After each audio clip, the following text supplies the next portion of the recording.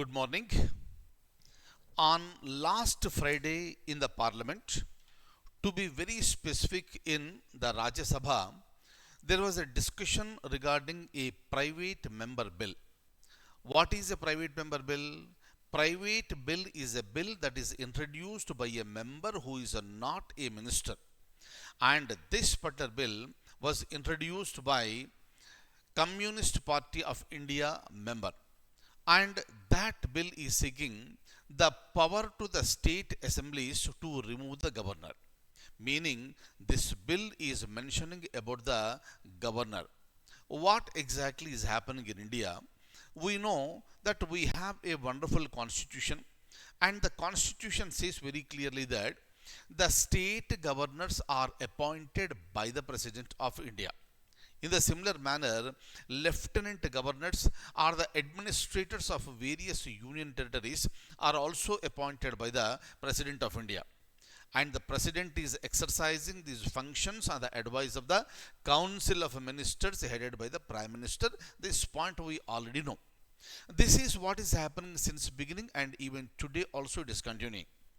But many times in the earlier years, there was a discussion with respect to the powers of the governor.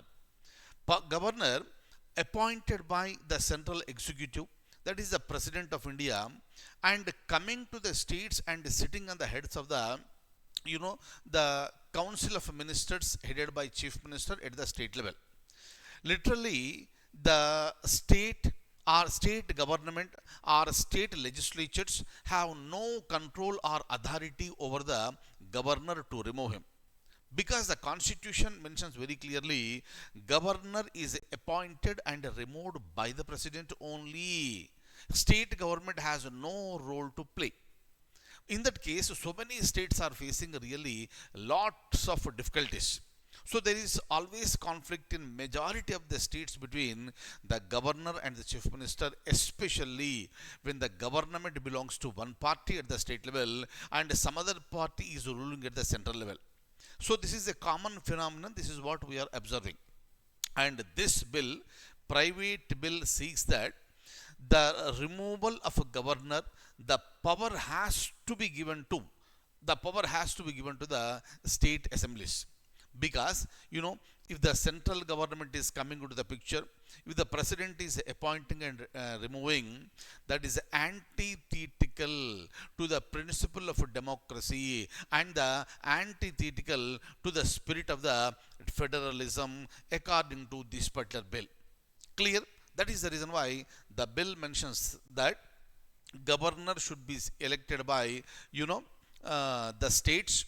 And as far as the electoral college is concerned, apart from the assemblies, you should also include the municipalities and panchayats, so that the heads who are elected over there, they will take part in the election of the governor. And that election should be in a method called proportional representation by means of a single transferable vote, and the removal power should be given to the assemblies.